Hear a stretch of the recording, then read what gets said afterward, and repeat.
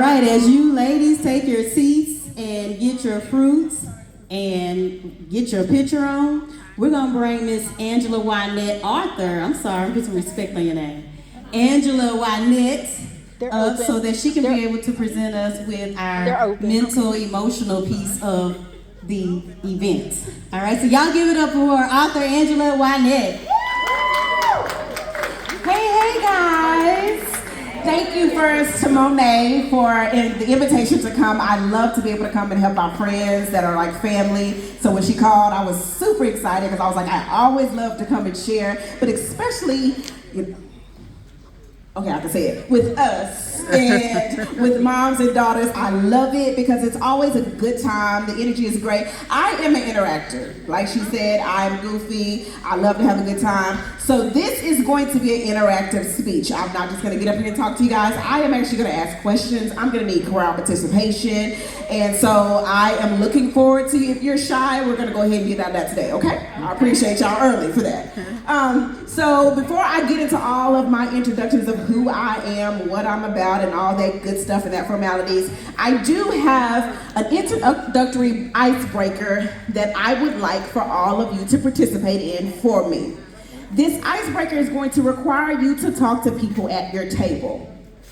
All of you do know someone in this room. You came with a mother, you came with a friend, an aunt, friend, cousin, whoever. You know someone in this room, you know someone that you're sitting at the table with. This involves everyone young and old.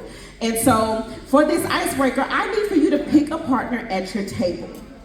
And I want you to turn to them. We are going to take 5 minutes to set the atmosphere in a positive affirmation session.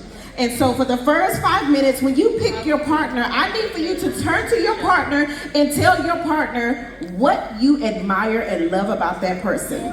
Whether that is your mom, whether that is your sister, your best friend, your cousin, even if it's a personal stranger and you don't even know that person, tell them, you know what, I like your earrings today. You look cute, girl. So for a prime example of that, my cousin is here. I love her to pieces. She's the one videotaping behind the camera. And my positive affirmation to her for the example of what I want you ladies to do with the people that you're gonna talk to is, I wanna say thank you to my cousin. This young lady has come on board with me. She is my partner in crime. I travel across the nation speaking, and she has a family, but yet she hops on that plane with me wherever I need her to be, and she's like, just let me know, I'm right there. She has such a giving spirit. She doesn't ask for anything. She doesn't want me to pay her. She's just like, just give me a plate. I just want to eat, that's all. So, but I love, she is super sweet, super kind, and she's always willing to be whatever I need for her to be with no criticism, no judgment, just all love. And so that is what I want you to do, to take the 5 minutes to pick a partner at your table and just pour into each other, because we don't always have that positive influence in our life. And so I need for you to pick somebody at your table, look them dead in their eyes, square-centered face to face, and tell that person what it is that you love about them and what you admire about them and what you're grateful for, starting now.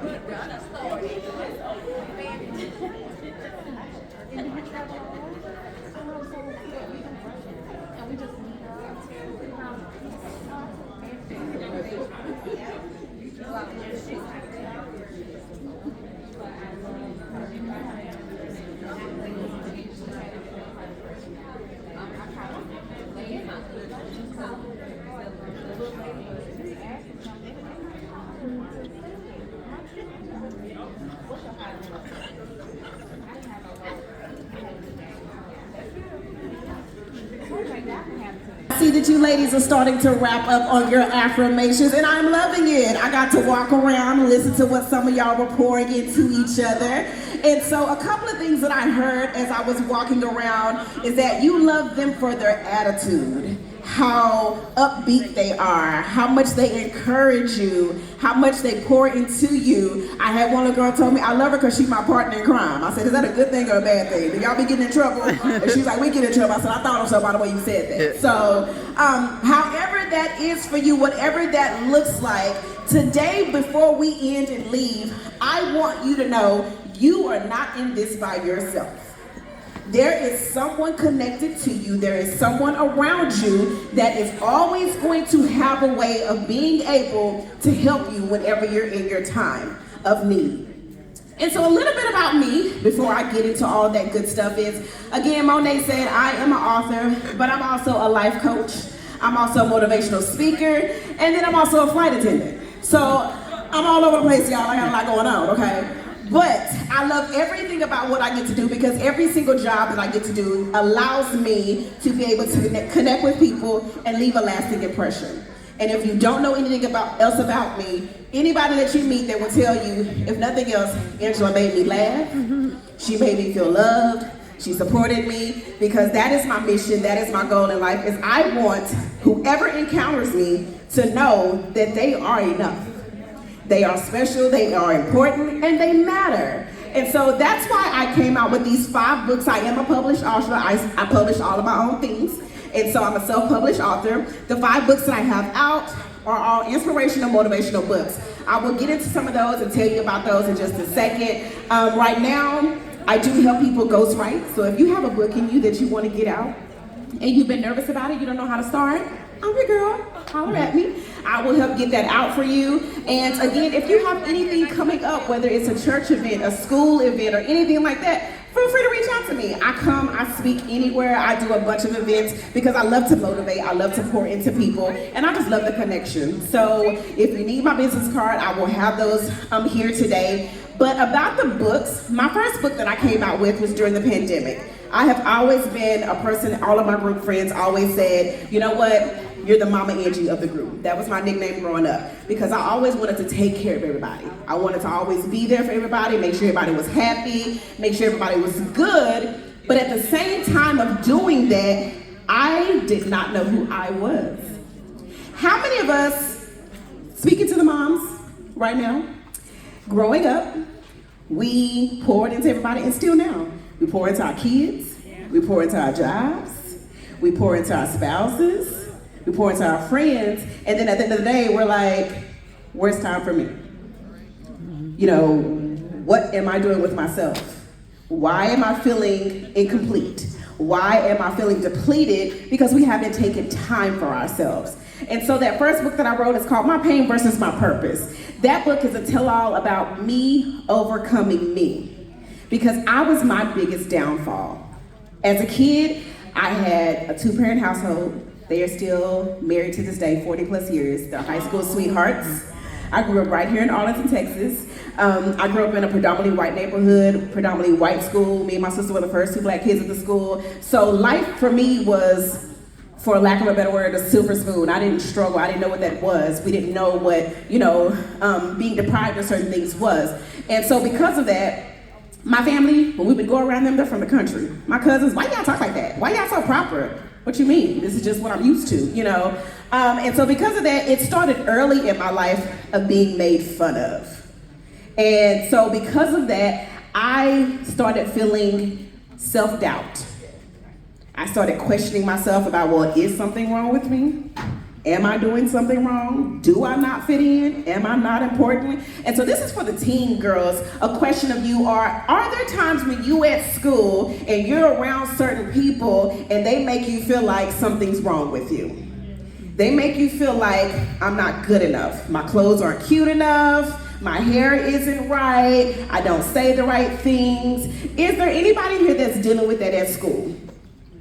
If you are, this is how I want you to address that and handle that. Because as a kid, I did not know how. I did not have a voice. I did not know how to express my feelings. And so if you are a young girl and you're not sure how to express your feelings, and that things are bothering you because you don't want to feel like I'm saying the wrong thing. I don't want to be criticized for saying the wrong thing. Or I may not be comfortable saying something to my mom or my dad. And so you hold it in, and then you allow your friends to make you question who you are because you're not sure who you are at home. That was part of my problem. At home, I was a middle child. I had middle child syndrome all day long. My older sister, band, she did great. I was the baby for 6 years, and here came this little knucklehead little boy, because my mama didn't decide, we just gonna keep trying, and I said, I don't know why God made y'all me. Y'all, this is enough. But they want to keep trying, and then here came my little brother. And then when he came, I didn't exist. So it was like, all right, y'all, I'm here. And so I felt like I was invisible. I did not feel like I mattered. I did not feel like I was important. And so because of that, I tried every way possible to get attention. I became a jokester. So I always had something smart and funny to say. Got on my parents' nerves. Now they love it because I get paid to talk. So, it worked out. But I tried every way. Anytime somebody gave me some attention, I was like, oh my God, I am so excited. I didn't care if it hurt my feelings. I didn't care if it was bad. I just was like, I want this because they're giving me attention. And so this is for all the young ladies in the room. Never put yourself in a position that you were so sad, you were so unsure, that you question who you are, and so you allow people to talk to you crazy, you allow them to treat you wrong, you allow them to bully you, you allow them to make fun of you, because that is not a friend. And if it's coming from a family member, we need to have a conversation. Because that's not a family member either. You need to be able to have a safe space to go to. So I have a question for the ladies in the room. How many young ladies in here, you feel that you are a queen? You feel that when you walk in the room, you make a difference. I love this. I love this. So if I was to ask somebody to stand up and tell me what they love about themselves as a teen girl, because I'm gonna do both. I'm gonna do an adult and a teen. Who would be a teen brave enough to stand up, take this mic, and tell me what you love about yourself? Oh, wonderful, boo. Come on over. Come on over. Love it. This is the kind of confidence I need y'all to have by the end of the day, okay? But yes, ma'am, what's your name? Cadence? Love that, Cadence. Cadence, how old are you? 10. Okay, guys, this is Miss Cadence. She's 10 and apparently has all the confidence in the world, so we thank her for that, for being such a great example. So, Miss Cadence, tell me 3 things that you absolutely love about yourself. How I can, I'm not scared to talk in front of a crowd, and You're creative. I'm creative. And you're beautiful. And then I'm beautiful. My dad says I'm also very observant of my surroundings. Sometimes I'm pretty gullible, which is really what makes me who I am. So. Wow.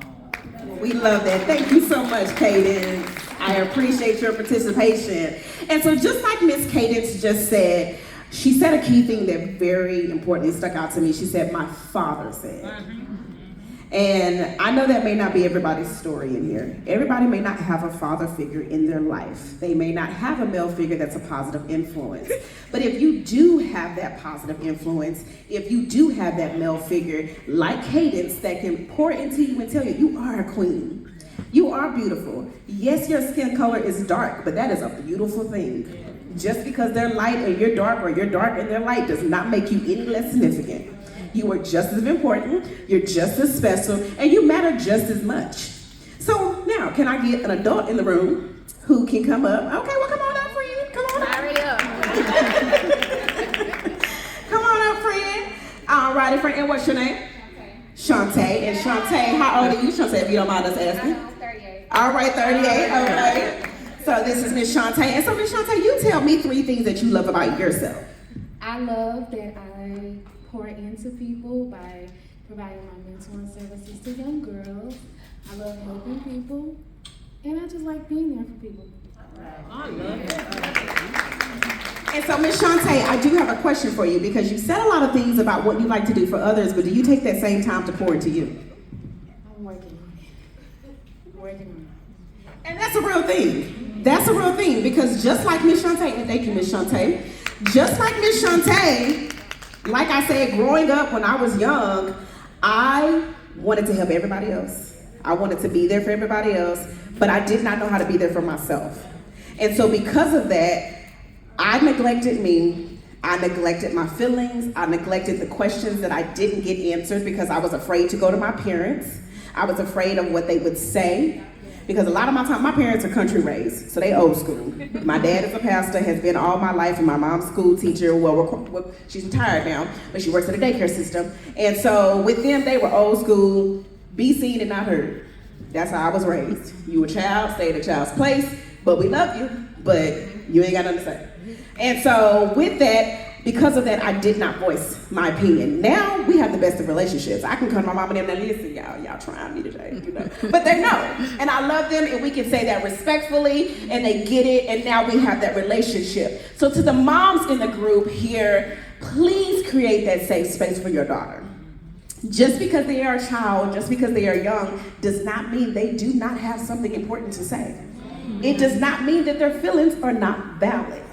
It does not mean that what they are feeling, what they're stating, what they're going through is not important. Because just like I had to remind my parents, my generation, I'm gonna be 40 this year. I know I don't look like it because somebody just told me they thought I was a kid, so. But I appreciate it, but my bills say otherwise. But in my generation alone, I've experienced a pandemic. I have experienced now inflation with all these high prices going on. You know, low-key depression going on. Look like we're about to head into another world war. You know, so there is so much more that we have experienced in my generation that my parents didn't necessarily have to go through. And now I'm having to learn all of this that they necessarily are learning to relate with me on, but at the same time, I'm having to let them know that just because my struggle was not yours does not mean it's not as important. Hello. So to the women in the group, just because your daughter's struggle may not have been yours, and it may not be your current situation, it does not mean that every single one of these young ladies in here are not important. Right. It does not mean that they're struggling. What they go through does not matter. Because there were times when I wish I could have talked to my mom. I wish I could have expressed things to her that I did not. And because I did not, it caused me to have this spiral effect in my life where I did so many wrong things, all because I did not know who to talk to and how to express myself. So it caused me to pick a husband that I wasn't supposed to be with. Hello. Oh, I'm sorry. It caused me to be in a toxic relationship. Speak on it. Because I did not love me. I did not know how important I was. Yeah. And so because of that, I went down the wrong path. And I lost myself. She I didn't preaching. even know who Angela was. Yeah. I knew who Angela was as a friend, as a daughter, as a preacher's kid, as a classmate, as a sibling, but I didn't know what I wanted to be. I didn't know what I enjoyed. I always knew that I wanted to help people, but I didn't know what that looked like. I didn't know what that consisted of. And so that's where the second book, Hurt, Healed, Happy, that's where that came from. After I put that first book out, that first book was me divorcing me. Because I physically got divorced from my ex-husband, but also during that process, I had to divorce me. I had to divorce my toxic mindset. All of the things that I poured into me negatively, that I kept saying, you're not pretty enough, you're too fat, which I was bigger than this, y'all. But you know, you're too fat, your skin color's too much, your hair's too curly, don't nobody like natural, you talk funny. All of those things I told myself. So I began to believe that. So when someone said something negative to me, I was like, well, I mean, it's true, because that's how I feel about me, so it must be true.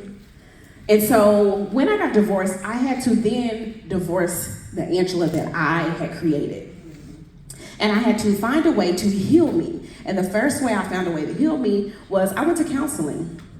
Because I had to find a safe space to be able to get out my feelings with no judgment. And they only had the intention of helping me. But when I went to counseling, I had to learn I have to be honest. And I have to take accountability for the part that I played in the situations that went on in my life. And so because of that, I was able to start writing, because how many of us, we're not good at talking, we're not good at confrontation, we're not good at dealing with problems, because I still don't deal with confrontation. I'm not good at that. I will tell you, you know what, we're just not gonna be friends because I don't want to talk about it. So if you're not good with confrontation, I had to learn my method of dealing with my issues was writing things down. Because I'm better at articulating my feelings, and my friends hate it, because yes, I'm gonna give you an 8-page letter and you better read every 8 page, okay?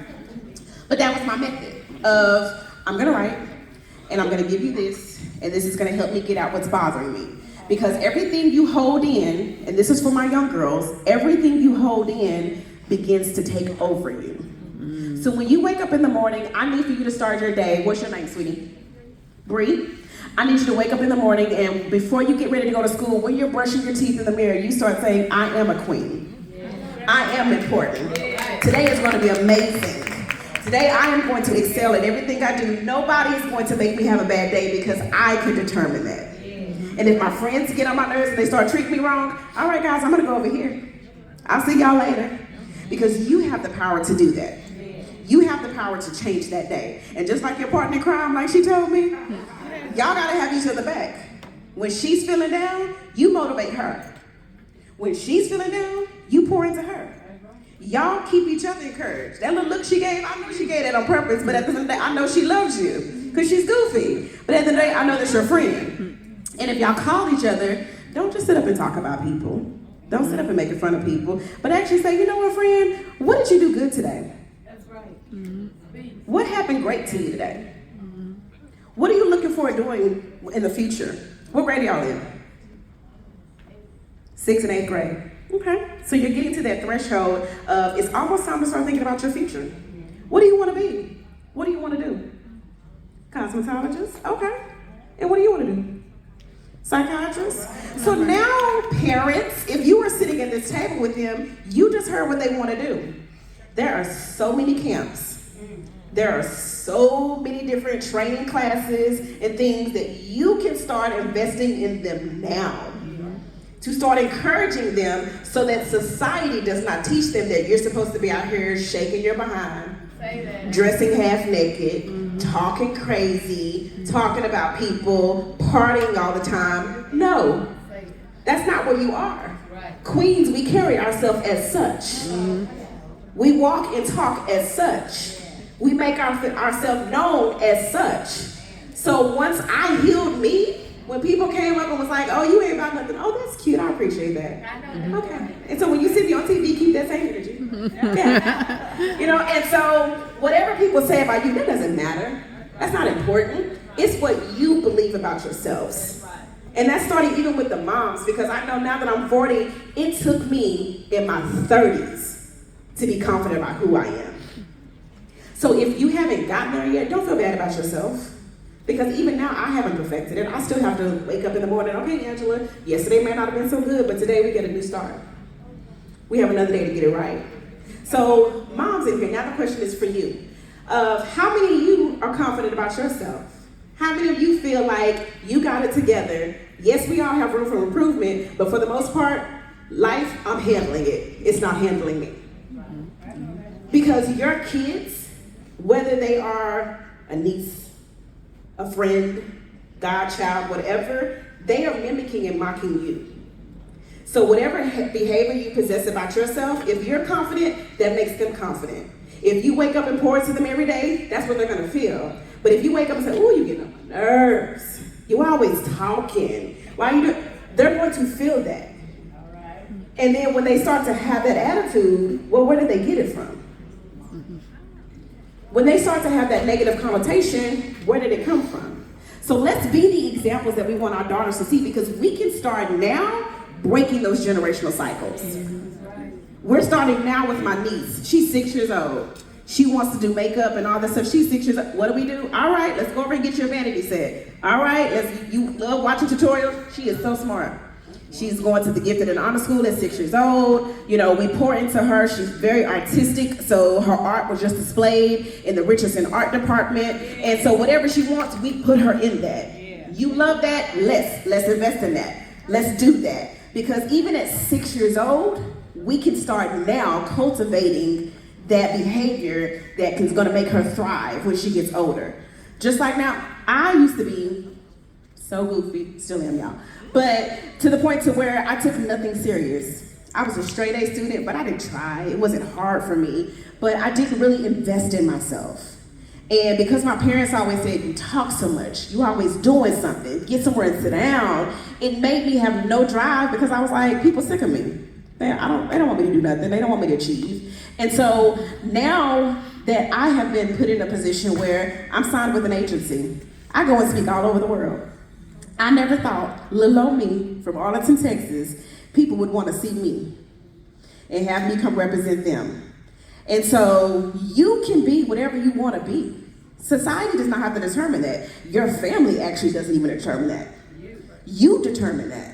Because I'm pretty sure there are some mothers in this room, you will have jobs and positions that you never thought you were going to be, and you didn't even see your family do it. But you decided, I'm going to break the mold, I'm going to step out, and I'm going to be different. Our family, we love them to death, but me and my siblings were the first to graduate from college. Not many of my cousins did. They talked about us, oh, they think they all that, they think they this, that, and the third. And so when I became a flight attendant, they was like, oh, now she really thinks she all that. I was like, no, I think I have bills to pay, and this is a job that's gonna allow me to do it. And the application is open if you wanna apply, I can get a job. And so just because people wanna talk about you does not mean that's who you are. It does not mean that's what you're going to be. So yes, if you wanna be that psychiatrist, yes, sweetie, I'm a licensed life coach. So come holler at me. We'll make sure you can make a difference, okay? You wanna be in cosmetology? I have a friend, she does that. So come talk to me. I'll point you in the right direction to get you where you wanna be because I need somebody to do my nails when I go on the road. Okay, I need somebody to do my makeup and my hair. Because at the end of the day, we are our support system. If we can't support each other, then who? Then who? Because the people that are sitting next to you, the people that are by you in this room, we are not each other's competition. Say it. We are each other's cheerleaders. Just because I'm doing something and she's doing something and she's selling something and they do it, and I'm not doing it, that does not mean that these ladies are my competition.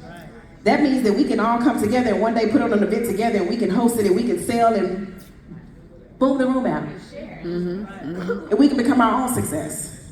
We can help each other. So what I want to tell you guys today is no matter what you are going through, you are going to experience disappointment.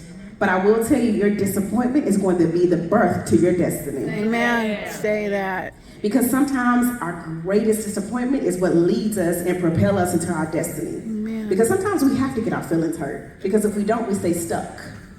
And I had to get my feelings hurt by my ex-husband in order for me to be in this position now. That's right. Because if he never would have did what he did and hurt me and all that good stuff and made me walk away, I never would have found my purpose. I never would have found my voice. And so because of that, now I have 5 books out. I have a kid's book. It's my first kid's book. It is donated and dedicated to my nieces and nephews, so they are real life characters in the book. And so that book is about breaking generational cycles, starting early. You can be whatever you want to be. You don't have to wait for society to decide that for you. I have a 365-day journal that says, I am enough. That journal is a 365-day journal that requires you every day to pick a goal. Once you pick that goal, at the end of the day, it's going to ask you, did you accomplish it, yes or no, and why? At the end of the year, it's gonna make you look at how many yeses and nos do you have? What areas did you see growth in? What areas do you still need to grow in? Are you your problem? Or is it who your friends are? If your friends are not motivating you, if they're not giving you a positive influence and they're telling you, it's okay to sneak out the house, your mama ain't gonna worry about it. It's okay to send inappropriate pictures to that little boy, your mama and them ain't gonna find out about it. It's okay to say bad words, your mama ain't gonna worry about it, your daddy ain't gonna care. That's not your friend. That's not your friend. At my big old grown age of 39 years old, there are some friends that I'm having to break ties with because they want to go do things, say things, be a part of things that's not my purpose. And as much as I love you, as long as we've been friends, I have to make that hard decision to say, but I love you from a distance. Yeah. And sometimes you're gonna have to make those hard decisions of, just because you're my partner in crime, if you get me in trouble, well, we may not be partners in crime no more. So that's something to think about. Don't let anybody peer pressure you into something that you're not supposed to be and who you're not supposed to be. Because you are all important. So I want to do a self-affirmation with you guys. Again, I told you this is a participation song. Need everybody to stand up for me. Ready now.